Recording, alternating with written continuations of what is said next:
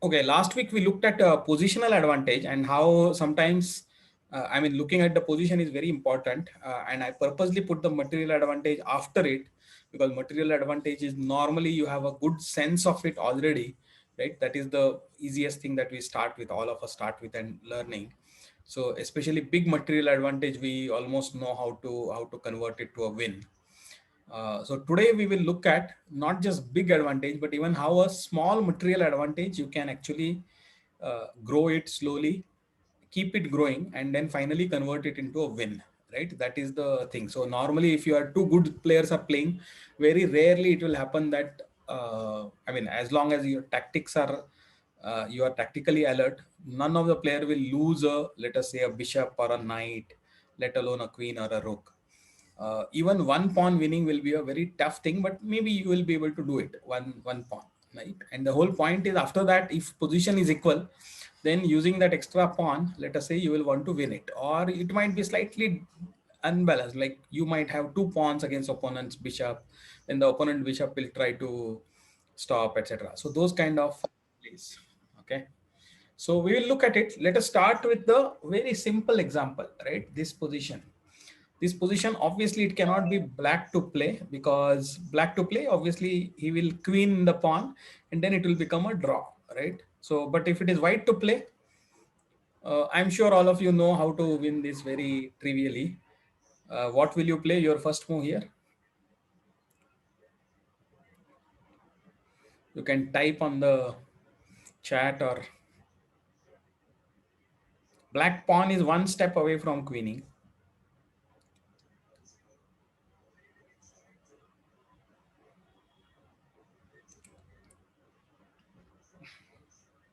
Come on, this is very easy. Queen a1 check. There is an even better move. Queen a1 is obviously good side now, but there is an even better move than that. Queen c3 check. Yes, Abhinav got it. Queen c3 is double attack, check at the same time attacking the pawn, right? So immediately you win it, which is fine. Even if that was not the case, let us say if the king was not on a3, which is a very disadvantaged position. But even if the king was not on disadvantage, you should know how to win it. What if the king was on c2, controlling the queening square? Do you know how to win it? You have a queen. Let me take the position on the board. This one. Yo, this one I will keep it and oops. S. Position setup, clear board. White queen here, white king, let us say somewhere here. Doesn't matter. Black king. I'm giving an advantage position to black. Okay, so this position, do you know how to win this position as white?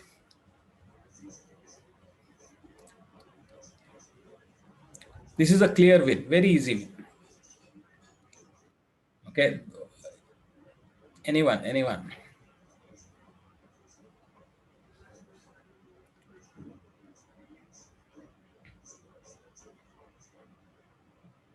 Okay, I will demonstrate it. Start with checking the king, the queen c7. Yeah, who said that? Sai Pranav, that's correct. King c7. Let us say king will go to b1. Okay, now see, you have to, the trick is, first you have to keep threatening with the queen so that you have to let force black to lose a move and then get your king close by. That is the trick. Okay, so how do I do how do I force black? Queen to b6 check. Okay, b6 check is also an okay move. Or even better direct move I'll tell you is queen to d6. Okay, now you are threatening the pawn, so black king has to protect the pawn, right?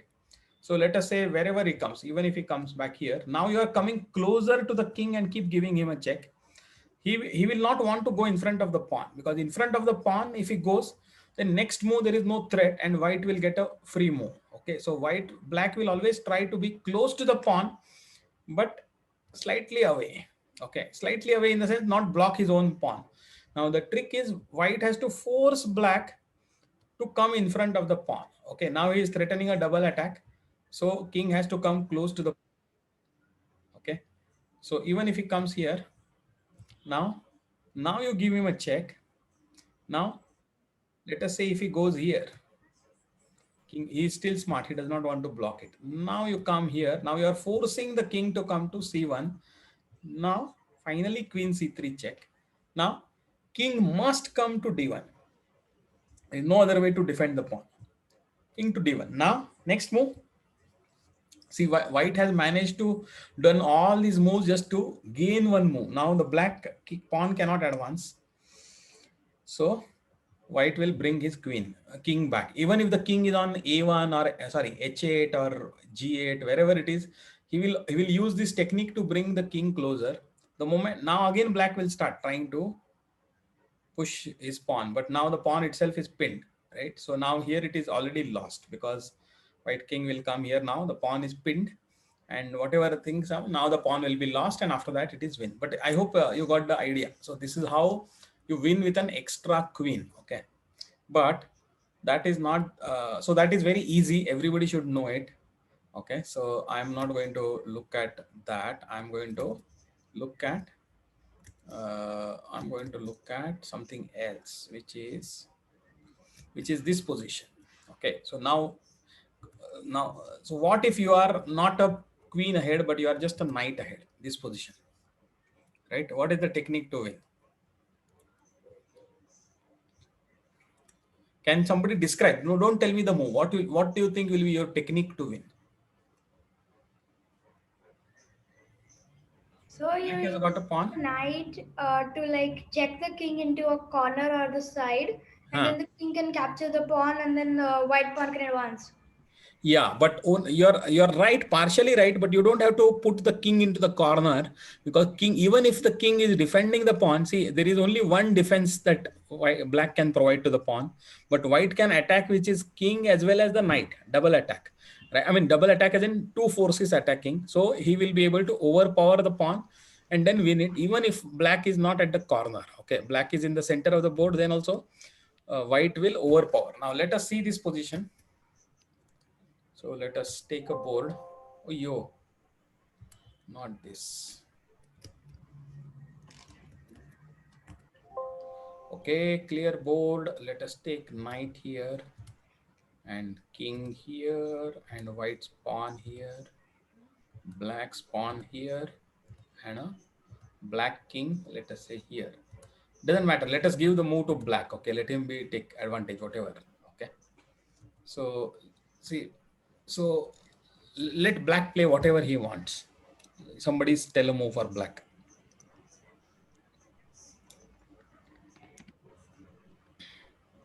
King, okay, I will tell, I will not take.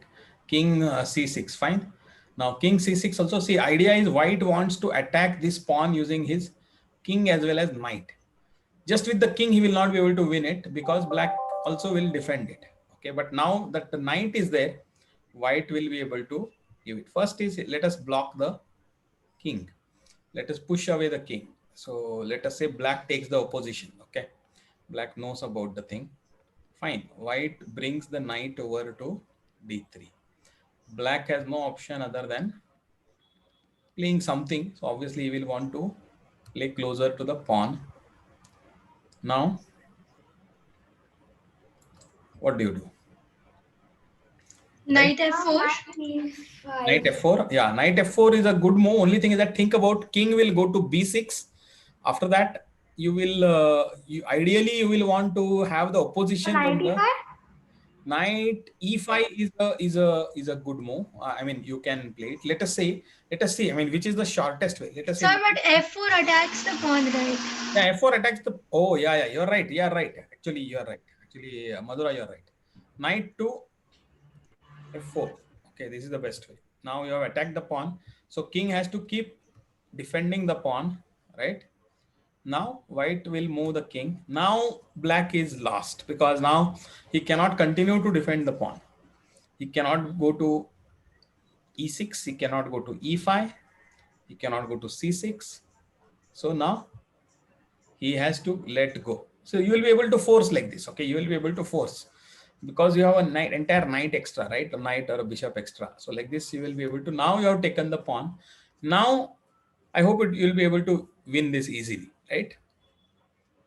Black, obviously king will try to block the pawn from queening, but come on, you have got a king, and not only that, you have got a knight extra to check. You have seen some pawn endgames where black is able to defend it, but no luck like this here, right? White has got a full knight. I hope anyone has any doubts about black defending?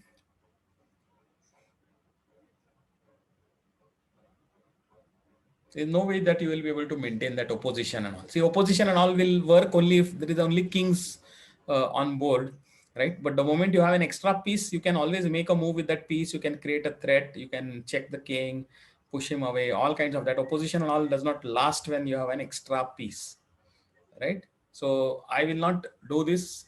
I say that after this, it should be a very easy win, right? For white. So that was a technique, right? So now let us look at this position. Almost similar, but now here black has got 2 pawns, not 1 pawn. And even then it is like white is still superior, okay? Because white has got a knight. So effectively 1 pawn against 1 pawn, but the other pawn against the knight. So white should be able to win this also easily. But there is a trick involved here. So let us take this position and put it. Okay, so let us put this position. Clear board. White pawn on g3, white king on e3, black pawns on e5, f5, white knight on e8, black king on, sorry, white knight on h8. It is white to move. Okay, fine. Okay.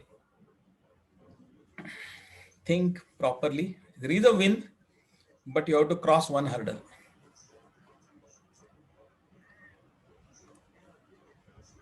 Sir, play knight f7.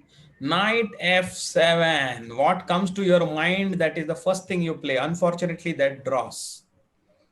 Okay, because black will give a check. Now you are forced to take it. Black takes your last pawn. Right now, be happy and take my pawn. Even though you are a knight up, you cannot checkmate. Right? Same thing with bishop. The extra bishop worth 3 points is useless because just in the plain board they cannot checkmate. Right? So remember. So always remember the one of the principles that I said in the strategy. When you are ahead, exchange something, but do not exchange some other thing. Right? Exchange pieces, but not pawns. So here now you know that black has got a threat of liquidating all the pawns by check of f5. Okay, so knight g6 also works actually in this particular position, but best is king f3. Best is king f3 because you want to come out of the check, right? And then with king f3, what happens is even if he plays, he will want to play exchange these pawns, but then you can play g4, and then obviously after this there is no exchange of the pawns. Now this white pawn will not be exchanged, and now you will be able to win this. Okay, so remember to, whenever in such positions, it is better to ensure that your pawn does not get exchanged. Okay, so king f3, king f3. Okay, so then let us say black does not want to, obviously black will want to bring in his king. Now you can play f7. Okay, now even if he plays check, now you can blockade the king. So black will try to obviously come closer, but hey, come on, now knight h6, double attack on the pawn. Single attack does not help because this pawn would run down, so double attack is required. So by the time black comes closer and defends this pawn falls, right? So after that, this e pawn will never queen because there is a knight and king is close by, but the g pawn will go ahead and queen, right? So this was the technique for winning. So I mean, even though you are material advantage, there are certain things, especially when very few pawns on the board, especially if you have only a single pawn on the board, Okay, then you have to be really careful, because if you lose that pawn, right, then there is no way, you cannot queen it, and now then there is no way to win, right? So there are a lot of end games tactics are actually based on the losing side will try to sacrifice even its piece to remove all your pawns, because then it knows that after that, even if you have an extra piece or a pawn, even if you have an extra bishop or a knight, it is of no use, right? So be careful on that, but otherwise that is the technique. Okay, so let us this, I think we have seen this position. I mean, this is easy, so I will not look at this position. Again, you have to be bishop, extra bishop you have got in all the files, and you have obviously at least one extra pawn. Now this thing wins everywhere except on the rook pawn. You have to be careful, okay, if the pawn is a rook pawn. Now luckily in this position it is a win for white easily, but if the bishop was not of the dark color but it was a light color, then it would be a draw. We had seen that, I think, during the fortress example in level 2 in games, right? So the bishop has to be of the right color for rook pawns. See, rook pawns happen this way because of that unique geometry.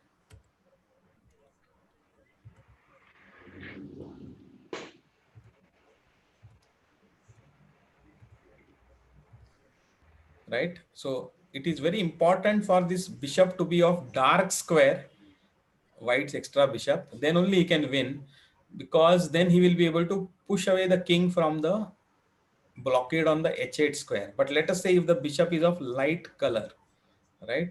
Who is you can't seem to speak in chat. What do you mean? Uday, you are muted probably. So if you want to speak, then you'll have to unmute and speak, but I can see your chat. All right. Oh, you can't. No, but I have not taken away the option. So Uday, you want to speak something? Let me try to unmute. Okay, you can. Yeah, go ahead. No, I can't hear you, Uday. Still, maybe there is a problem with your mic then, because I could hear other people talking.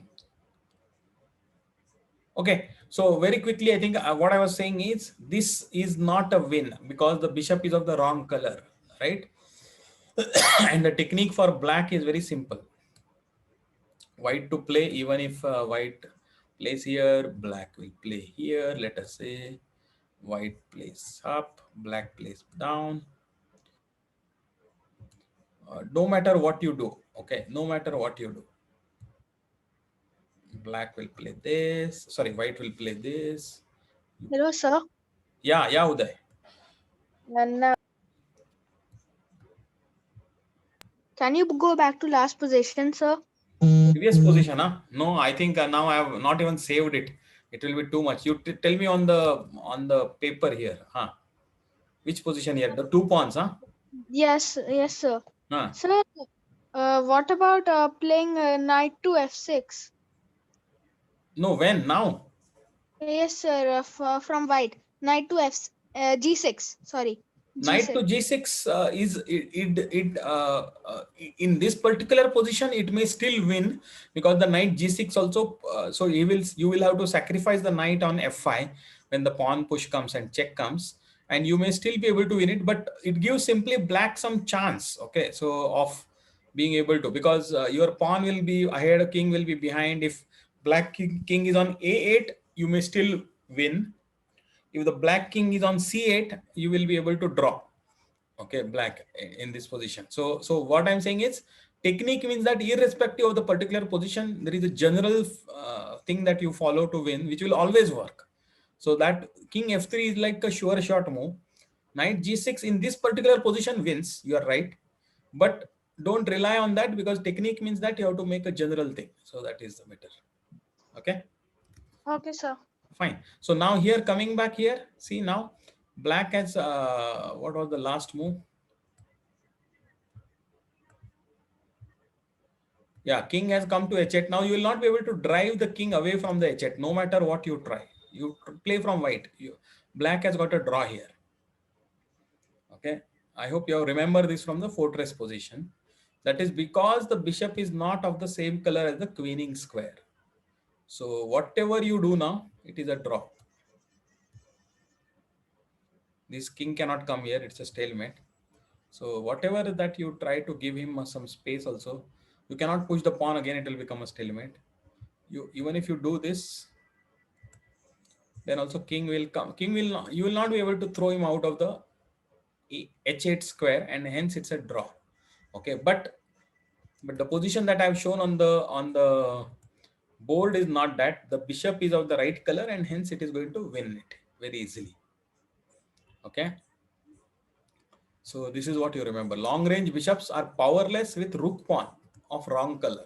Okay. Otherwise they are super powerful, but only with the rook pawn of the wrong color they are helpless. Okay. But here it is not the case.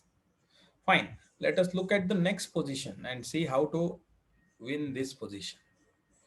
This is white has got 1 pawn, black has got 3 pawns. Okay. But white has got a knight extra. So it is 3 plus 1, 4 against 3.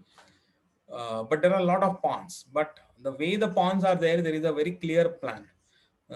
See, the pawns are connected, but they are not on the same line. There is a hole on d5, right? Can you see the hole on d5? Hole means what?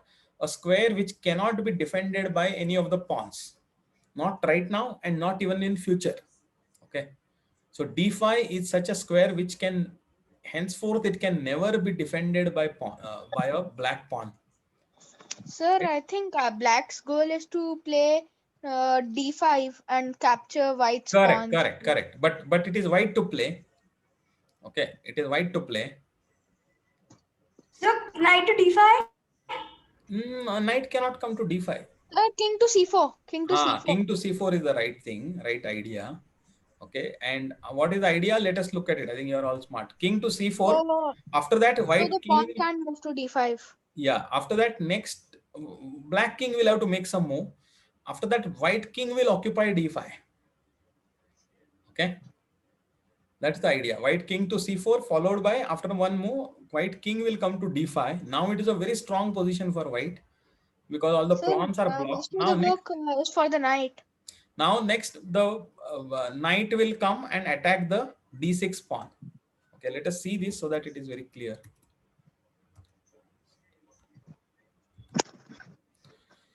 Black pawn on this, black king here, no, not here, here, and white king here, white pawn here, and a white knight here, and it is white to move. Okay, so white to move. So white to move, obviously white first plays king c4, good move. Black now can no longer play d5, right? He cannot play d5 anymore. So let us say he plays something like this. King c7. Now king d5. Now it is a very clear win. Sir, knight to g5. Before this, no, or after this? After the king to d5. After that, first black has to play, right? Yeah. So yes, sir. Knight to g5. There is a better move than knight to g5. Knight to d2. Correct. Knight to d2. Idea is knight to c4. Now next, when knight comes to c4, both of them are attacking the d6 pawn. Black cannot defend it, right? So it will fall. That is the fastest way. But if you have gone to g5, then from there you will have to go to f7. That is also okay, but then king might come and attack, and all kinds of things are there. So knight go to g5, king will go to e7, not allow the knight to come to f7. So instead you go from your own territory, which is anyway well defended. Now, no matter what black plays, doesn't matter where he plays. When if you place here, now knight to c4, now d6 pawn will fall. After d6 pawn, the other two pawns will also fall because their support is gone, right? So this is you have to think like this. So it is, I'm just giving you different positions so that you have some positions in mind which guide you. But logically, if you follow logical thought, then you will be able to find a win like this. Okay. All right, let us see. There is this. Okay, there is this interesting position, but it's a trap, and I have explained it in the thing. I will not look at it right now. Let me go to the other one. Okay, this is an interesting position. Again, you have to win with a technique. Okay, let us. It's all technique. So A pawn, C pawn, and G pawn. Okay, blockaded, and white has got an extra bishop. Okay, so let us look at it. Set up, clear board.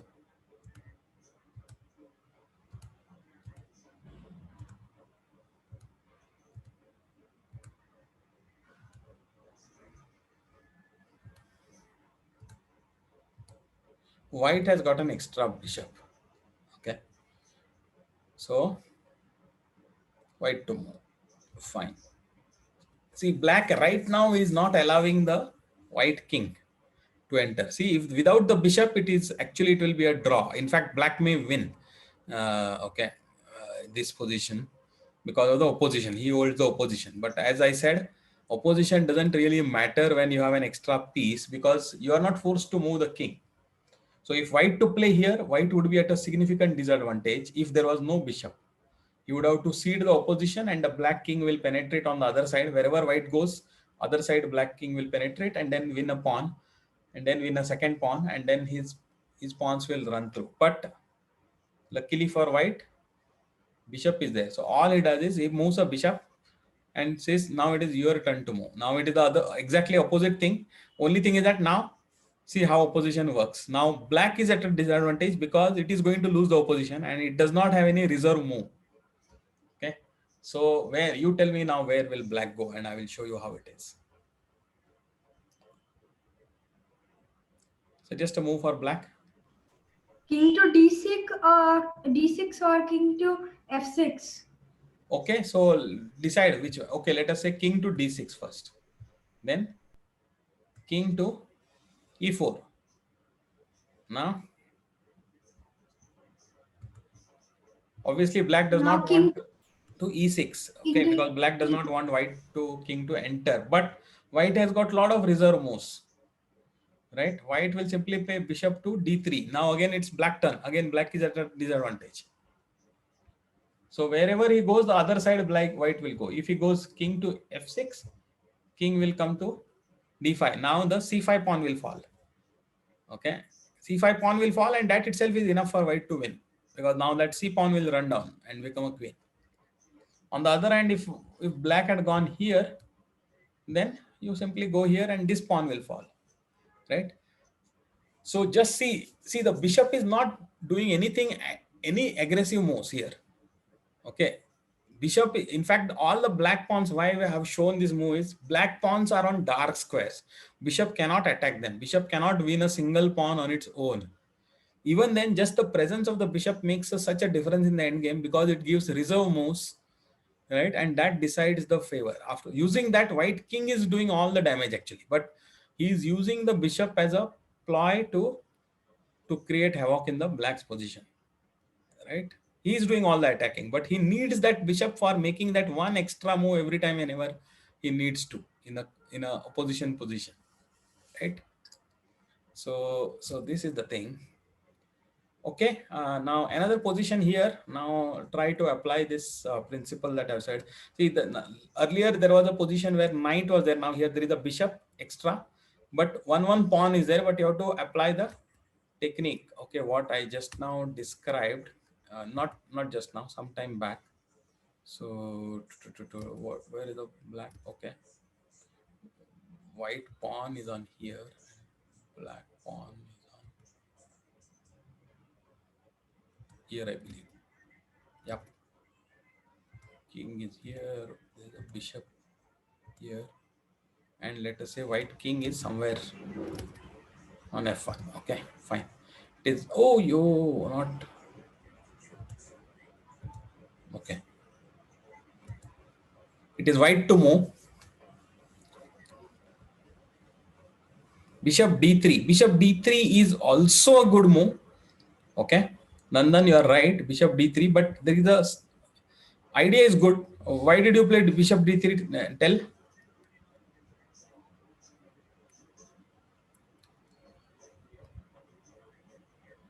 You can unmute and say. Do you know what? Why do you play bishop d3? It's a correct move. There is a slightly better move that I'll show. But see, the whole thing is that you have to understand what is black's threat. What is black's threat in this position? If black were to play, then it's a draw. So then black will play pawn to f4. Correct.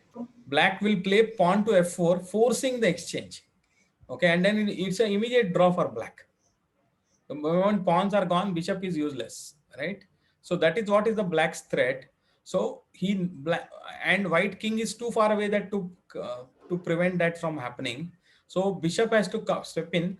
Bishop d3 will allow, after f4, it will allow the white pawn to come to e4. Okay, not exchange the pawn. Pawn will come forward, and with the support of the bishop, it will sustain. And then obviously after that, white king will come. He will win the black pawn. All of that will happen. All the drama will happen after that. But immediate first threat is parried. But you can also parry the threat by playing bishop to b7, and it is like it is better because it is ahead of the pawn and further down. So it has got a lot more capabilities, right, rather than behind the pawn on d3. Right, that's the only idea. But otherwise, you are right. So now black will play obviously this, and white will play this, and now it should be easy for white because the pawn will remain defended by the bishop. Now the white king will come over, block the black pawn, and then the other pawn will start moving, and it's an easy win after that, right? If black prevents the pawn from moving, the white pawn, then the black's other pawn will die, and after that anyway the king will be forced to move, right? So this is how the technique of winning from a material advantage. I think I'll have to stop here right now. There are some more positions that are given, which you can see. This is a very nice position, but yeah, maybe very quickly I will see it. B2, A5, F5, F7. Okay. Clear board. Black is on B2 and A5. White pawn is on f5, white knight is on f7. I think black king is on f6, correct? Yeah, black king is on f6 and white king is on okay, f4. Yeah, obviously different. And it is white to play. Yeah. See, black pawn is about to queen, so you have to play very, very sharply. There is only one real way to win this position for white. Only one move. Let us see if you find it.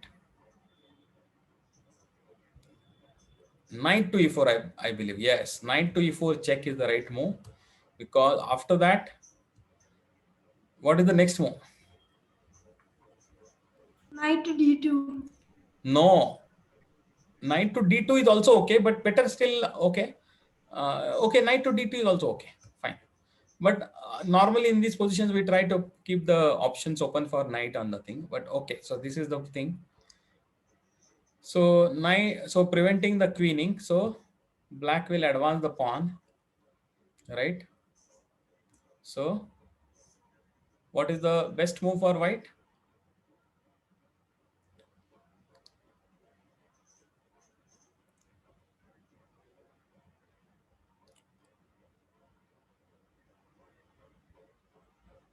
One move that shuts off black completely.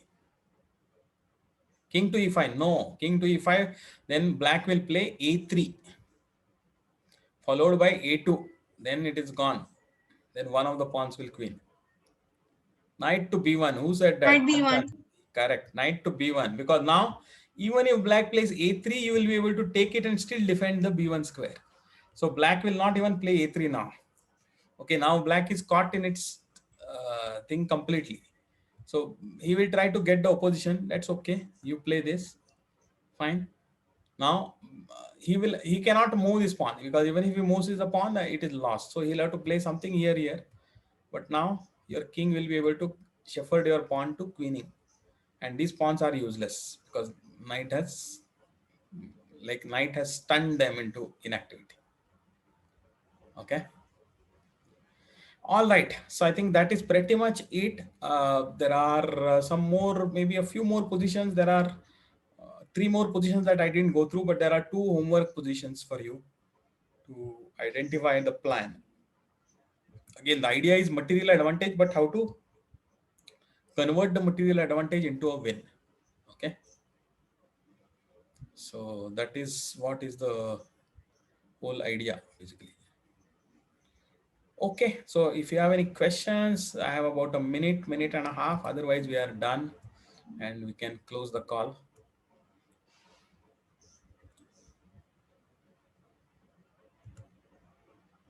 There is no practice today. I hope everyone enjoyed and played in the fun tournament yesterday. So I enjoyed it. I played it. I was not sure whether I'll play or not, but I ended up playing. Next tournament, I will not play. I will be doing commentary. But Diwali is the next tournament, huh? And we need to get more people. We need to hit 100. Okay. All right. So I am stopping it now.